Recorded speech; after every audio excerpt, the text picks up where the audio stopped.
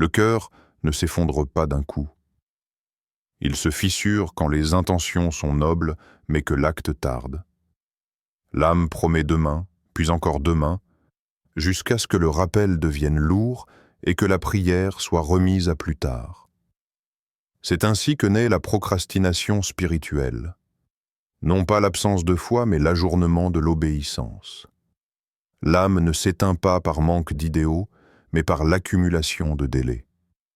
Ce n'est pas l'absence de foi qui l'épuise, c'est l'habitude de remettre. Tu sais ce qui est juste. Tu distingues le vrai du faux. Tu reconnais l'appel intérieur lorsque l'heure de la prière approche, lorsque le cœur demande le rappel, lorsque la conscience réclame le retour. Pourtant, tu diffères, non par rejet, mais par ajournement. Et ce report répété finit par façonner ton état intérieur. La prière attend, non parce qu'elle n'est pas importante, mais parce que tu te dis qu'elle sera meilleure plus tard. Le rappel attend, car l'esprit est occupé. Le repentir attend, car l'ego murmure que le moment n'est pas idéal. Et pendant ce temps, quelque chose se dépose sur le cœur. Pas une tâche brutale, mais une lourdeur progressive. Les savants ont toujours décrit ce phénomène comme un voile qui s'épaissit, non par un grand péché isolé, mais par une succession de négligences apparemment mineures. La procrastination spirituelle est trompeuse. Elle ne ressemble pas à une rébellion. Elle ne se manifeste pas par un refus clair d'obéir à Allah. Elle se présente comme une fausse sagesse. Attendre d'être plus concentré, plus disponible, plus digne. Or, cette attente devient une prison invisible. Le cœur s'habitue à différer, et ce qui devait être exceptionnel devient la norme. Ce n'est plus l'acte d'obéissance qui structure la journée, mais ce qui la retarde. Le Coran décrit avec précision l'état intérieur de celui qui néglige sans renier. Allah dit « En vérité, c'est dans le rappel d'Allah que les cœurs trouvent la quiétude. » Coran Ar-Ra'd 28. Ce verset n'est pas une promesse abstraite. Il établit une relation directe entre le rappel et l'état du cœur. Lorsque le rappel est repoussé, la quiétude se retire. Le trouble intérieur qui s'installe n'est pas uniquement psychologique, il est la conséquence d'un déséquilibre spirituel mesurable. Ce qui rend ce mal dangereux, c'est qu'il n'alerte pas immédiatement la conscience. On continue à se considérer comme croyant, parfois même sincère. On nourrit de bonnes intentions, on formule des projets de réforme intérieure. Mais entre l'intention et l'acte, un espace s'élargit. Et dans cet espace, le nafs s'installe confortablement. Il apprend que différer ne coûte rien.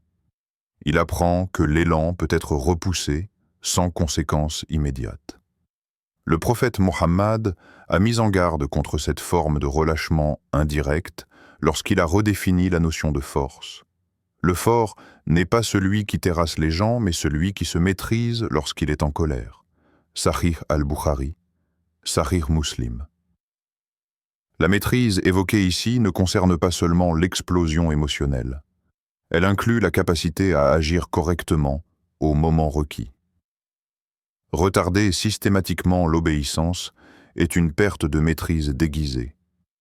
Dans la psychologie spirituelle islamique, le cœur est un organe vivant. Il se renforce par la répétition de l'acte juste et s'affaiblit par la répétition du report. Ibn al-Qayyim explique que le cœur connaît soit une progression, soit une régression, mais jamais une stagnation réelle. Al-Fawaïd, Ibn al-Qayyim, XIVe siècle. Chaque délai inutile l'oriente dans une direction précise, même si cette direction n'est pas immédiatement visible. Ce texte ne s'adresse pas à celui qui a perdu la foi, mais à celui qui la sent encore, affaibli par l'habitude d'attendre. À celui qui sait, mais n'agit pas toujours. À celui dont l'âme n'est pas morte, mais alourdie. La question n'est pas de savoir si tu crois, mais si ton cœur a encore la capacité de répondre sans délai lorsque la vérité l'appelle. Allah n'énonce pas des principes abstraits détachés de la réalité humaine. Le Coran parle au cœur tel qu'il est, avec ses élans, ses faiblesses et ses retards. Lorsqu'Allah affirme « En vérité, c'est dans le rappel d'Allah que les cœurs trouvent la quiétude » Coran, Ar-Ra'd 28. Il ne décrit pas un idéal inaccessible, mais une loi spirituelle constante. Là où le rappel est présent, la quiétude apparaît. Là où il est repoussé, elle se retire. Cette relation est directe, mesurable par l'expérience intérieure, indépendante des circonstances extérieures. Le cœur humain cherche naturellement l'apaisement. Certains le poursuivent dans l'accumulation, d'autres dans la distraction, d'autres encore dans le contrôle. Le Coran tranche cette quête confuse en indiquant une source unique et stable. La quiétude n'est pas liée à ce que tu possèdes, ni à ce que tu maîtrises, mais à ce que tu rappelles. Lorsque le dhikr est différé, le cœur reste exposé à l'agitation, même si les conditions matérielles semblent favorables. Le Coran ne décrit jamais l'oubli d'Allah comme un simple vide. Il le présente comme une cause de trouble intérieur. Allah dit ailleurs « Quiconque se détourne de mon rappel mènera certes une vie pleine de gêne. » Coran, Taha, 124. Cette gêne n'est pas nécessairement visible aux yeux des autres. Elle peut se manifester par une lourdeur intérieure, une fatigue sans cause apparente, une instabilité émotionnelle. Ce n'est pas une punition arbitraire, mais l'effet logique d'un cœur privé de sa source. Lorsqu'Allah appelle au rappel, il n'attend pas que le serviteur atteigne un état parfait. Le rappel est précisément ce qui réordonne le cœur. Le repousser sous prétexte d'indignité revient à inverser l'ordre divin. Le Coran montre que les croyants sincères sont ceux qui répondent, même dans l'imperfection. Les croyants sont ceux dont les cœurs frémissent quand Allah est mentionné. Coran Al-Anfal 2. Ce frémissement n'est pas une émotion spectaculaire. C'est une réceptivité immédiate, une absence de résistance intérieure. Allah associe ensuite le rappel à l'action confiante. Il dit « Quiconque place sa confiance en Allah, il lui suffira. » Coran At-Talaq 3. Ce verset est souvent cité, mais rarement médité dans sa condition implicite. Le tawakkul n'est pas une attente passive. Il est un acte du cœur qui accompagne une décision. La suffisance divine se manifeste lorsque le serviteur avance sans garantie apparente, mais avec une obéissance réelle. Le Coran ne valorise jamais l'intention isolée de l'acte. Il honore l'intention lorsqu'elle se transforme en mouvement. Allah dit « Ô vous qui avez cru, répondez à Allah et aux messagers lorsqu'ils vous appellent à ce qui vous donne la vie. » Coran, Al-Anfal 24. L'appel divin est décrit comme une source de vie. Retarder la réponse revient à retarder cette vie intérieure. Ce n'est pas la désobéissance ouverte qui est évoquée ici, mais l'absence de réponse immédiate. Dans la perspective coranique, le temps n'est pas neutre. Il est un dépôt confié. Allah jure par le temps pour alerter sur sa perte. Par le temps, l'homme est certes en perdition. Coran, Al-Asr, Ona 2. La perdition mentionnée ici inclut la négligence progressive, celle qui ne choque pas la conscience mais l'endort. Chaque rappel repoussé est une fraction de temps qui témoigne. Le Coran établit ainsi un fondement clair. Le cœur n'est apaisé que par le rappel, et le rappel exige une réponse présente. La suffisance d'Allah accompagne celui qui agit avec confiance, non celui qui empile des intentions différées. Ces lois ne varient pas selon les époques ni selon les personnes. Elles s'appliquent aujourd'hui comme hier, dans le silence intérieur de chaque cœur qui choisit ou non de répondre. Le prophète Muhammad n'a jamais laissé les notions fondamentales à l'état flou. Là où les hommes associent la force à la domination, à la victoire visible ou à l'ascendant sur autrui, il a déplacé le centre de gravité vers l'intérieur. Il a dit « Le fort n'est pas celui qui terrasse les gens, mais celui qui se maîtrise lorsqu'il est en colère. » Sahih al-Bukhari, Sahih Muslim. Ce hadith n'est pas une exhortation morale générale. Il redéfinit une hiérarchie. Il affirme que la véritable puissance ne se mesure pas à l'impact extérieur, mais à la capacité de contenir ce qui, en soi, cherche à déborder. La colère n'est pas présentée comme le problème principal, mais comme un révélateur. Elle dévoile l'état de discipline intérieure construit en amont. Celui qui ne s'entraîne pas dans les moments calmes ne se maîtrise pas dans les moments de tension. La sunna montre que la maîtrise ne s'improvise pas. Elle se cultive dans la régularité. La prière accomplie à son temps, même lorsque l'âme résiste. Le rappel maintenu, même lorsque l'esprit est distrait. Ces actes répétés façonnent une structure intérieure capable de contenir les élans incontrôlés. Le prophète a vécu cette discipline de manière constante. Les sources authentiques rapportent qu'il était le plus patient face aux offenses, non par faiblesse mais par domination de soi. Cette maîtrise n'était pas ponctuelle. Elle était le fruit d'un cœur continuellement relié à Allah. C'est pourquoi la sunna ne sépare jamais le comportement extérieur de l'adoration intérieure. Celui qui néglige la prière, le dhikr et la rectitude quotidienne fragilise sa capacité de retenue. La discipline prophétique s'étend aussi à la parole. Le prophète a posé une règle concise et universelle. Celui qui croit en Allah et au jour dernier, qu'il dise du bien ou qu'il se taise, Sahih al-Bukhari. Ce hadith lie directement la foi à la gestion de la langue. Il ne parle pas d'éloquence, mais de filtrage. Parler n'est pas interdit, mais conditionné. Se taire n'est pas une faiblesse, mais une protection. Dans la tradition islamique, la langue est considérée comme l'un des organes les plus difficiles à discipliner. Elle précède souvent l'intention consciente. Le prophète a averti que beaucoup de gens seront précipités dans le feu à cause de ce que leurs langues auront récolté, rapporté notamment par At-Tirmidhi, hadith authentifié.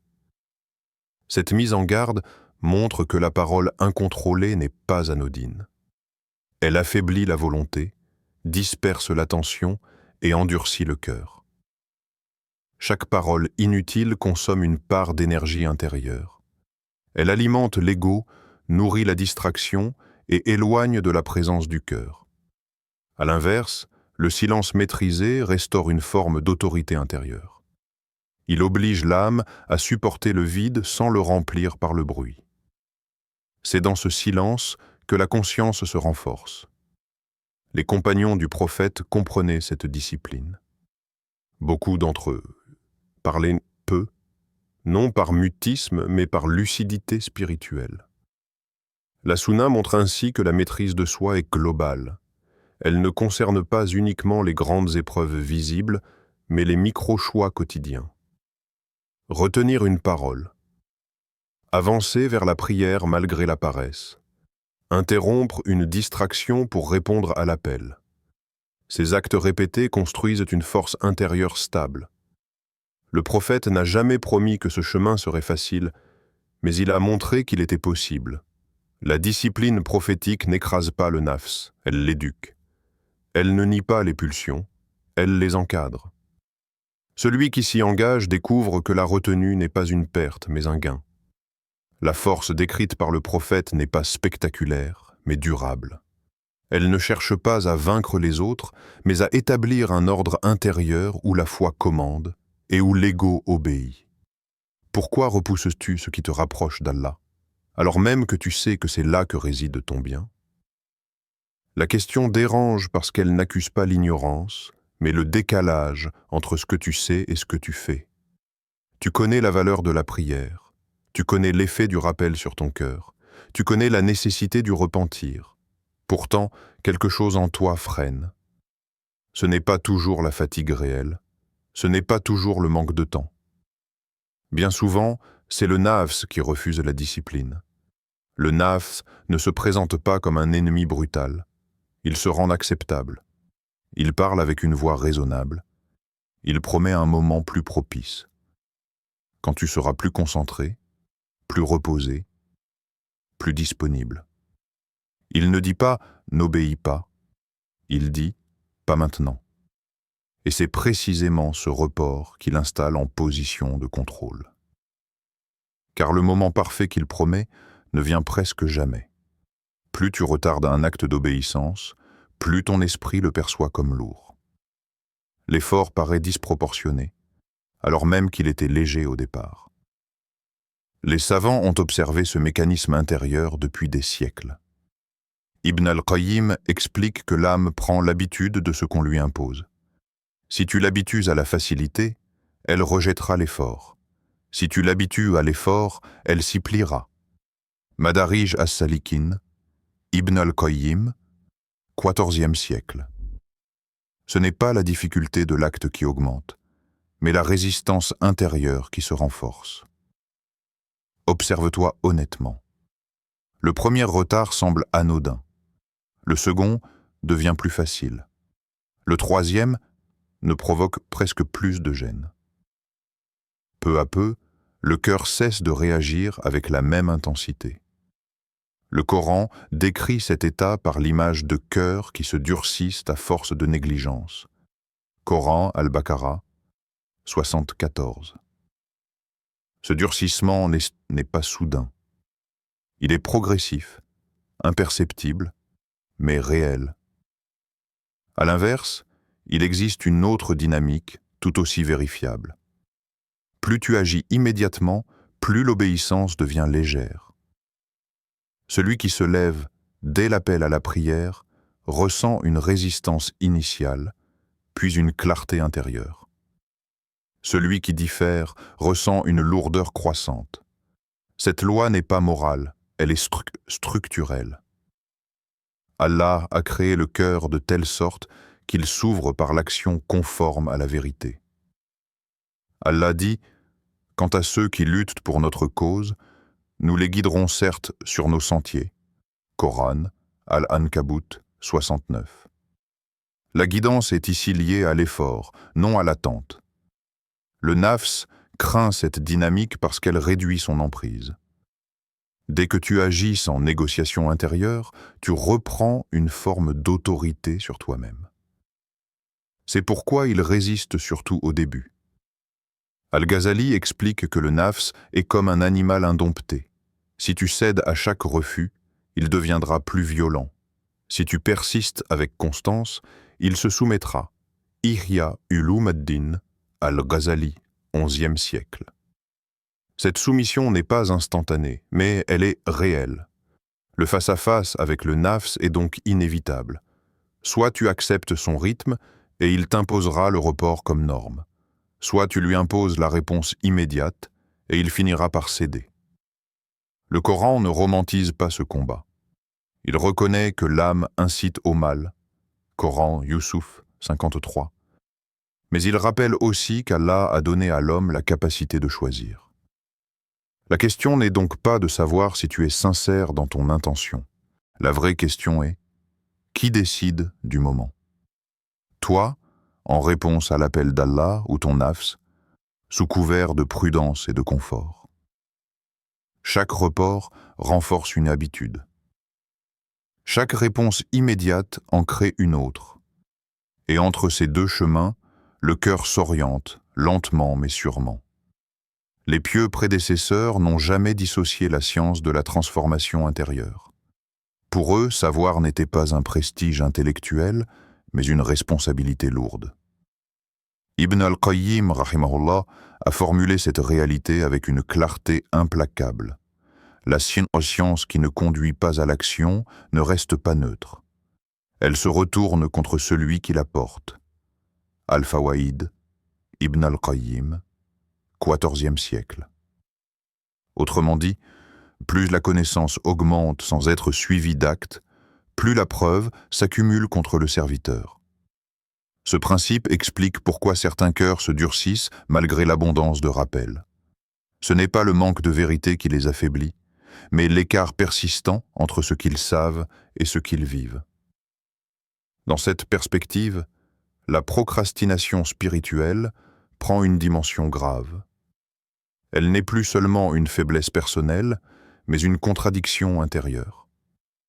Celui qui sait que la prière structure le cœur, que le rappel l'apaise et que le repentir le purifie, puis qui diffère sciemment, transforme son savoir en charge.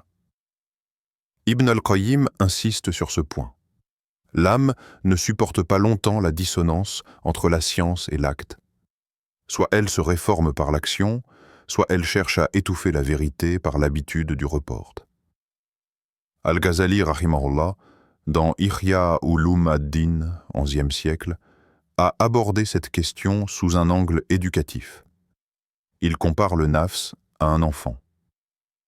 Si tu lui cèdes systématiquement, il devient exigeant, capricieux et ingérable. Si tu le cadres avec constance, sans brutalité mais sans faiblesse, il finit par s'apaiser.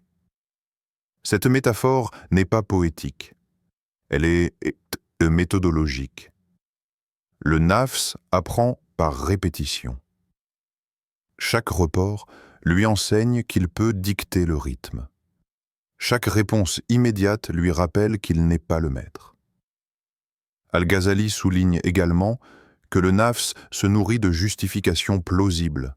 Il ne dit pas « abandonne », il dit « plus tard ».